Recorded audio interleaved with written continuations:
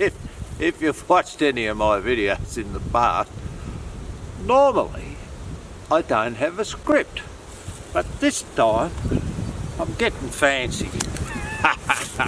Right, there's only one thing wrong with it. I won't follow it, so just be warned, we could go anywhere in this video. Hopefully I put a little bit of footage together on stag camps, the sort of areas that will fire up during the year and draw stags to them. We're on our way to anywhere. We'll see what we find. It's not what anyone would call good stalking country by any stretch of the imagination. But that's the problem with these big stags. Oops, we got a clue. Old rub tree, but there'll be more. Told you there'd be more. On our left there, we've got some recent rubs. They're not fresh, but they're recent. They've probably been in the last 3 or 4 weeks. The presence of recent rubs and old rubs is a fairly good indicator that we're in a place that has been used over a period of time by a stag, or more likely by several stags. When we're looking for stag camps, or what I call stag stands, these are the key indicators. Those rub trees, year after year after year. For a more detailed explanation on rub trees, have a look at my video on an introduction to Sambar deer sign. Over a distance of about 15 metres, there's 8 rub trees of varying ages. They're rubbed on both sides, which indicates the deer's coming and going up this ridge. Or, I should say, several stags come and go up this ridge. This particular area where I am, it's probably a couple of 100 metres in total, square. Now, it's consistently turned up stag sign for 12 years, which suggests that it's not been the one stag year after year. There's been several stags involved. Around here, I've seen a number of stags, but when you look at the bush, you'll see why they got to live another day. It's hard in here, I'm telling you, it's hard stalking in here. We're battling the wind here, like we're really battling the wind. It's going to be a lot of wind noise in this. This is heavy signposting. When we have the density of rubs that we've got in here, a stag or several stags are advertising their presence. They're advertising their presence to the other deer, but they're also, to the keen hunter, advertising their presence. One of the things about sign is it's a key. Understanding stag sign is a key to being able to narrow our search pattern and where to look. Why would I bother to try and stalk in here? Because it's a temptation. And the other thing is, I have seen stags in here, I've seen hinds in here. It's just terrific hunting in here.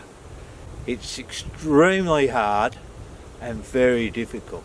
But if we're lucky, all this signposting showing us that there's deer here. He's not doing this for just his own benefit. He's doing this to communicate to other deer. Other deer, right, that means the frequency of animals coming through here is worth him doing all this signposting. So, therefore, I want to try and do something with it.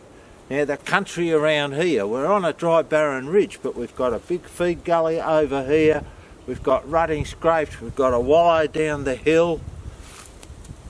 All this is indicated by the amount of sign we've got here. When we've got this sign like this on a ridge, it pays to look around to see what else is there, and then to try and do something with it. Try. very, very hard, because that's what sambar hunting's about. It's different than hunting all the other species. These animals tend to be more solitary in country like this, and it's completely a different game. If you take up sambar stalking, it's going to test you, because there's going to be a lot of days without seeing deer. And when you look at this bush, you'll know why. Anyone can spook deer in this country. It takes a lucky hunter and a skilled hunter to be able to consistently see deer when we're in country like this. Everything's going against the hunter. The wind swirls here. It's noisy underfoot. I'm trying to think of something else, but I can't. We'll work on that. This is an important ridge. There's more to it than just the rub trees, the bedding areas, which we have several of in this thicket here. And there's quite a variety of food plants that are palatable to sambar.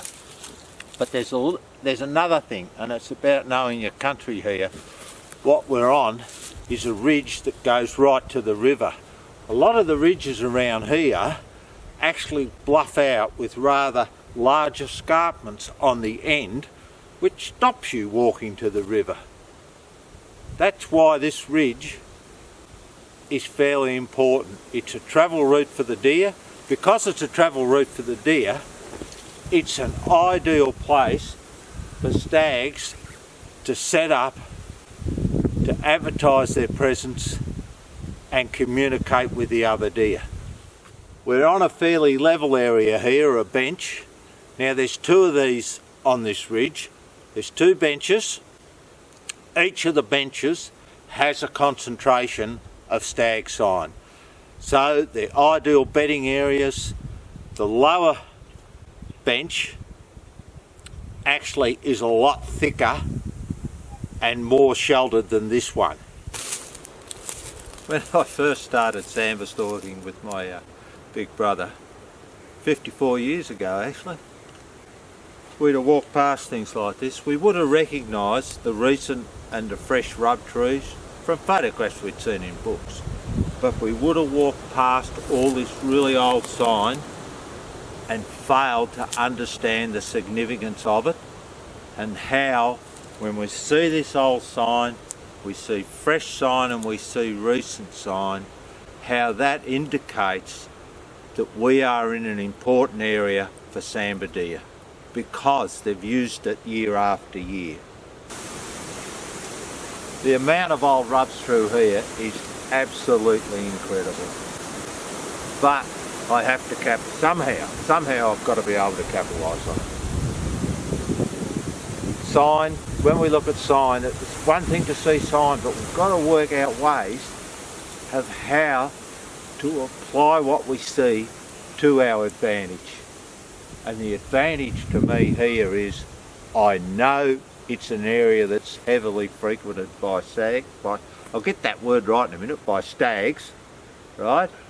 So when I don't have fresh sign, I will not hurry through here. I have in the past often seen deer in country where there is no fresh sign, but there will always be old sign.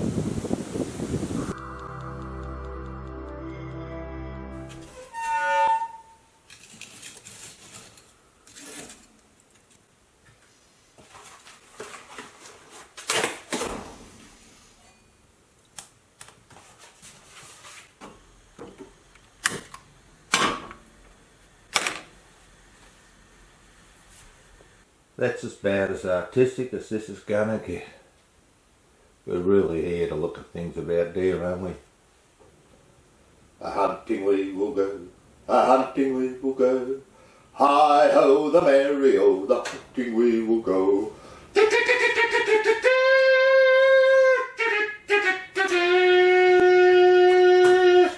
Bit windy today. Oh well, that's how it is.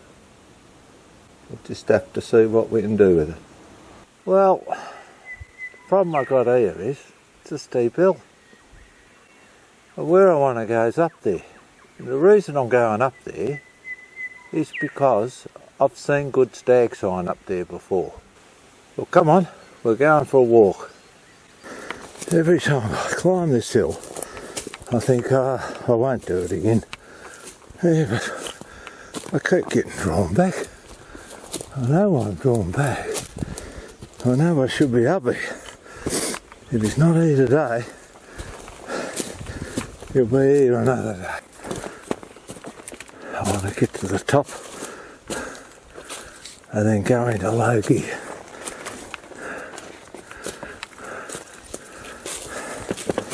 This was easy when I was 40. One of the indicators that I have when I'm stalking, when I fail to notice the rub trees until I'm right on top of them, it's telling me that I've lost concentration. When I lose concentration, I'll sit down for a while, I'll have a bit of a rest, maybe a snack or something. Same with birds. When you're not seeing the birds, those little birds going from tree to tree, you've lost your concentration and you're not looking hard enough. So for me, they're key indicators. When I don't see these rub trees from a distance, when I don't see the little birds, when I don't hear the birds, when I don't hear the lizards scurrying in the leaf litter, then I'm in trouble. I've lost my concentration. This sambar rub, it's not red hot, but it's recent. Now, finding something like this, the handbrake should be on. So, how on earth am I going to see a sambar in this? If it's on its feet, if it's walking around or moving, I've got a chance. If it's laying down, goodness gracious, I'm going to need the second biggest bucket full of luck you've ever seen. Look, look, look. I'm no longer looking for sign like this. I've found the recent rubs. I know it's a stag camp here. Now I'm just looking for the deer. This isn't fresh, but what we have here, I can see 1, 2, 3, 4, 5 recent rubs. It'd be well over a month old, this one. This one back here looks a bit fresher, but the frequency of rubs has gone up. When you get the concentration of rubs in a smaller area, it indicates that the sambar stag's using that area, and he's consistently using the area. He's signposting. There'll be beds in here, we'll find beds, but this is where I saw about 2 weeks ago, saw a stag in here. Couldn't get a decent photo. I'll show you the photo. Took me over half an hour to get a look at him. All I saw to start with was that little bit of movement. That's why it pays in an area where you think there's going to be a stag because of all these rubs, the beds. That's why it pays. Stand, look, listen. Stand, look, listen. Lean against trees. Look, look. Move as little as possible. The advantage we have is a deer has to walk. It has to get up. Right? With sambar, they will move their bed during the day. They'll move their bed several times. They won't defecate in their bed. They'll get up to have a crap. They'll get up to have a pee. Right? When you're in a camp area, it is slower than slow. If we walk through a camping area, we're gonna get busted every time. But if we take our time, look, listen, that's why I move sometimes around 400 metres an hour, even less. If I think there's a bed there, if I think there's a good opportunity to see a deer, I will slow down to almost nothing. Gotta look. If you don't look, you won't find them.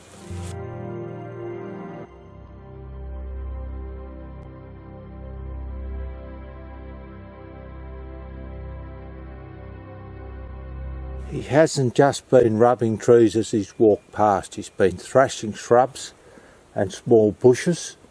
This indicates that he's spending time here. Old rubbing scars, recent rub scar, old rub scar, another old rub scar up the hill. When we look, the side of this hill where I am on this face is covered in old rubs. They're an indication that stags use this face. This section on the hill, as long as I can remember, has always had rub trees present. This is the indicator. This is the key. There is going to be a stag here at some time. Not all the time. Sambar stags come and go. An old rub from years past. A fresher rub in the background. This is an area that has been frequented by stags and will continue to be frequented by stags. For how long? I don't know how long. The more I look, the more rub trees I see. Even though it's old sign, right, there's plenty of it, right. If I don't see one today, I'm not going to see one, I'm talking too bloody loud, right, but if I was here and couldn't find the stag, didn't see a deer, I would still want to come back just because of the frequency of the amount of stag sign through here. Now this will be over a month old, but I did see that stag 2 weeks ago here. I wasn't making as much noise then. Oh, I love this.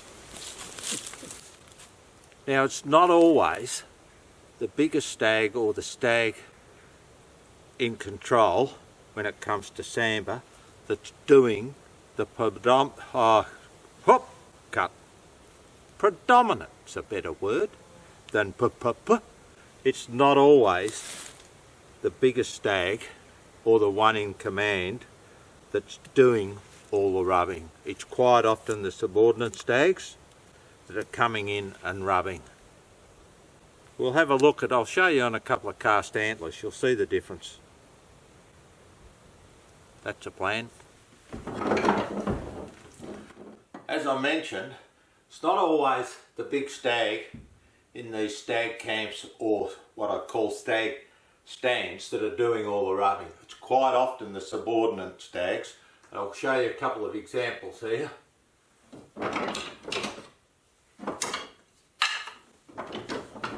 If I can find them, that is.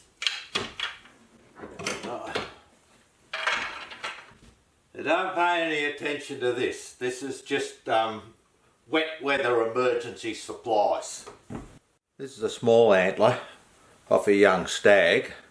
Now one of the things I want to point out here is the amount of rubbing that's taken place and how smooth and polished this antler is. I've got a couple other examples here that will show you as well. This is another young stag, polished very, very smooth. A lot of wear here on the coronets, which I often rub with. And you can see how smooth they are. Now one of the things with this is that some people believe when they shoot a stag like this that it's carried its head for more than 1 year. And that's not the case, because we know from studying Sambar in pens and captivity that they do cast their antlers every year. Now, in contrast, here's a bigger antler. Well, I'll have to step back for this one.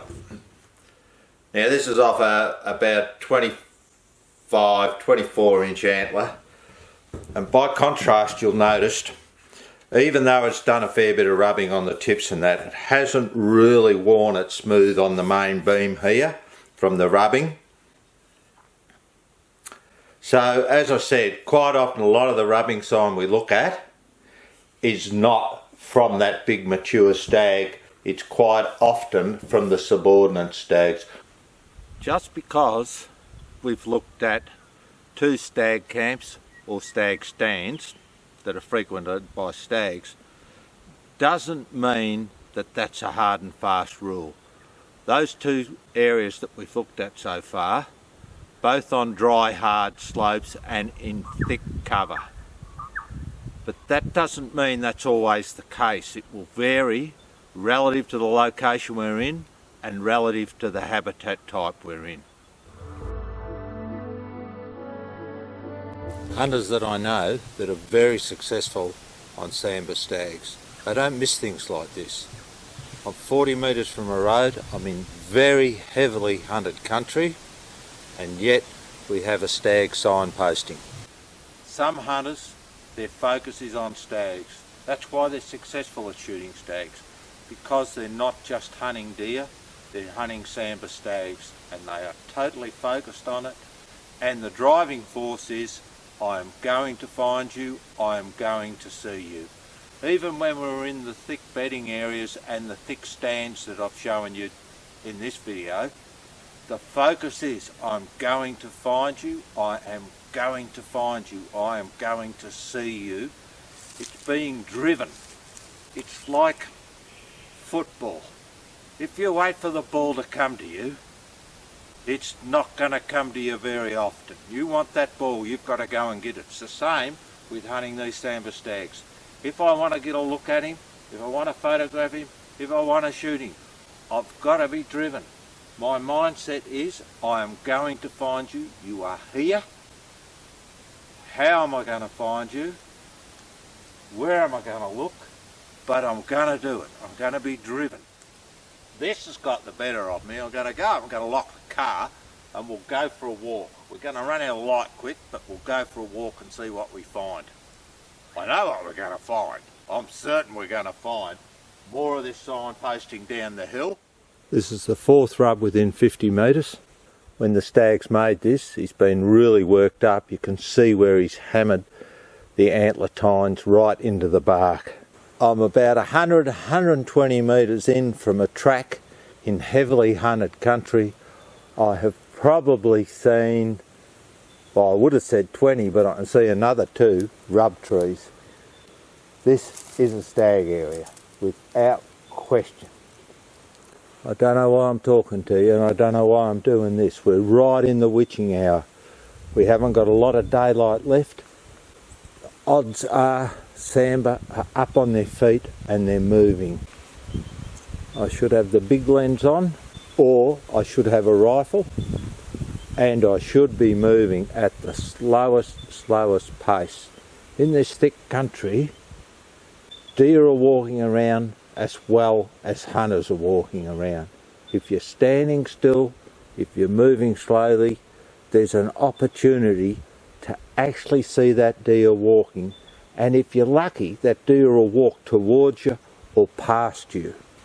Luck's very important. Bit of a damp gully there. Now it's worth an investigation. I'll just burn a bit of rubber, as they say, off the soles of my boots and move quickly. But one thing about this country here, this is where I needed to learn to shoot properly. I needed to learn to shoot offhand. It can often be a 1 second window. There's no opportunity to take a rest. There's no opportunity to put a bipod down. It's identify, decide, shoot. Most of the heavy rubbing activity started about 6 weeks ago, around the start of August, in this country where we are now. Now that'll vary relative to altitude and relative to the type of vegetation, the type of country we're in. However, we still have recent rubbing that's been occurring, but not to the same extent. No, don't worry about the stutter. I'm not going to worry about them over stutters. Stags are not always in this dry, barren country. I know I've been showing you dry, barren and hard country that actually holds stags in this locality, but they're not always in this. What I'll try and do, because this video is getting bigger than Ben-Hur, what I'll try and do, hopefully in the future, is do another video on different type of country. But you'll still see the similarities in the amount of sign. One thing in here, they're going to live a long time. That's why, you can hear that. It's going to be impossible to sneak up on a stag in here in dry weather. All this leaf litter needs to be wet, it needs to be soaked. but I'm still coming back next year in the end of July, early August. That's if I'm still vertical and kicking. In here, the skill factor is in finding the sign and in turn finding where the deer are. The other skill factor is being able to shoot straight and true. It's really important in here. If you can't shoot, you're not going to get the deer in here. But the most important thing is the luck factor. Don't let anyone tell you there's no luck involved in shooting deer in country like this. There's an enormous amount of luck. So, when you're offered a bucket full of skill and a bucket full of luck, as I've said in the past, take 50-50. Once I said it works every time, but it only works about 1% of the time. Oh, I like this spot. The stag or stags that are frequenting this area, they come and go, right? There's going to be better country nearby where we've got better opportunities of getting a crack at this stag. So the next level is, how do I work out where he comes and goes to? Because in here, I'm really hard up against it, but there are little areas in here where I will have an opportunity to see the deer easier than in this crack. I hope you don't mind a little bit of rough language like crap. Within 50 metres, this country's changed from the thicket back behind the camera to what's in front of us. This is more open. This is the opportunity to see the stag in this country here. Slow, slow, slow as you go. Everybody walks too fast. And that's the advantage of old age, you know. When I was a young bloke, I burnt country. Now I'm old, it's slowed me down. Since it slowed me down, my number of observations per hour has gone up. Strange that, isn't it? When we look a bit harder and don't burn as much country. We burn country to find sign. So once I find the sign, I don't need to burn country. I just need to slow down. I'm back. I always forget something. I thought I could see another rub tree. I can. Right.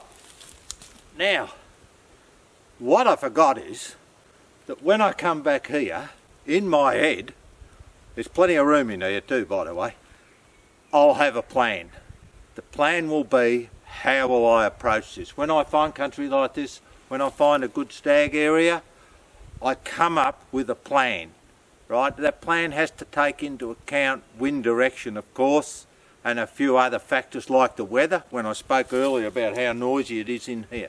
But when I come back to somewhere like this, I've done my homework, I've found the sign, I'm coming back with a plan of how I will approach it.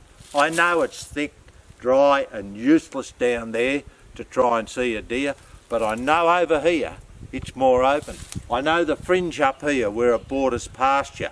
I know there's good sign up there and there's a line of rubs along the fringe. Now, as a hunter, I need to think, how am I going to capitalise on that?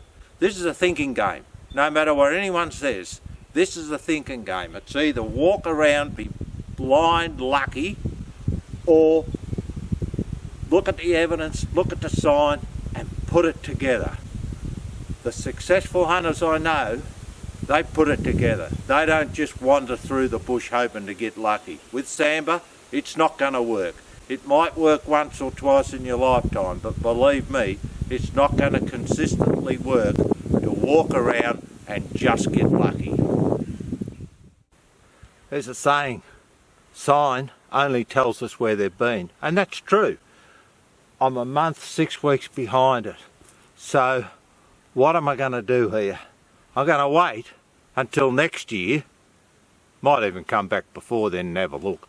But I'm going to wait till next year. I'm not going to be a month late coming here. I'm not going to be 6 weeks coming here. I'm going to come earlier. I'm going to work off what I've learnt this year. This is a long game, it's not a short game. That's why what I've learnt in the diary, and then play on it next year. Do you have a diary? If you haven't, get one. It's invaluable for this. Even your phone, take a photo on your phone. It's got dates, it's got a GPS location, or some of them have. That can be a real easy diary. Just look them up next year. You can even do a little voice entry. This modern technology never stops, does it? But I'll tell you one technology they can't improve on. That's reading the ground and reading the sign and applying it. There's a lot of sambar hunters out here. We now have in excess of 52,000 licensed deer hunters. That's 52,000 different views and opinions. I'd advise everybody, take whatever you hear with a grain of salt, even what I tell you. Analyse it yourself, look at it and apply it to the way you want to hunt. A lot of views and opinions.